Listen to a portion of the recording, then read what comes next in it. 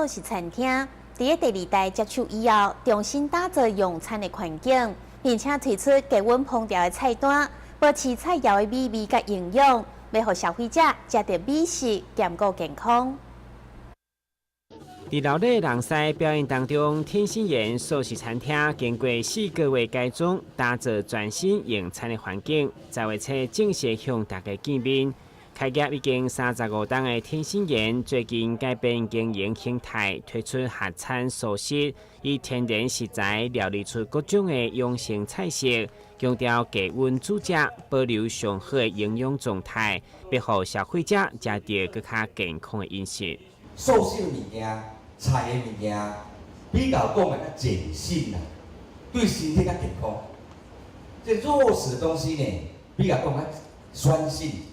一切百病呢都有酸性而起呀。那么碱性的物件，歹细胞、歹细菌较无容易生存啦，碱性较惊。酸性的物件，细胞容易寄生伫咧肉啦、车啦、鱼啦、肉当中。所以呢，以健康较来讲，食素食对咱身体有正面甲加分的作用。咱咧食素食吼，要食健康，油爱用啊就好。菜爱青，爱现煮，袂当家己做。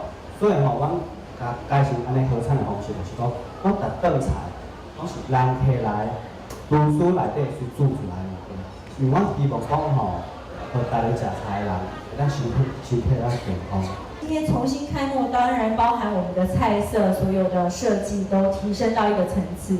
过往我们有1000多道的食谱，有这么多素食很丰富的食谱，但是今天我们把它更提升一个层次。我们不单单在要求它食物的美味、好吃的美观之外，我们在营养的提升比如说我们所有的蔬菜都要用含保酵素去清洗，去去除它所有的农药。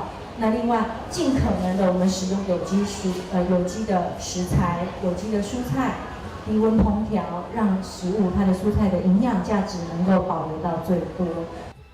为了回馈消费者，餐厅开幕期间消费打卡按赞，得当免费得到中破西特制手螺菜1份。欢迎介意素食料理的朋友做回来体验。第一新闻张伟忠采访报道。新闻再咱赶快来关心气象。响应政府政策，避免孩子网络成瘾。双网时间管理，轻松保护孩子视力，不用花钱买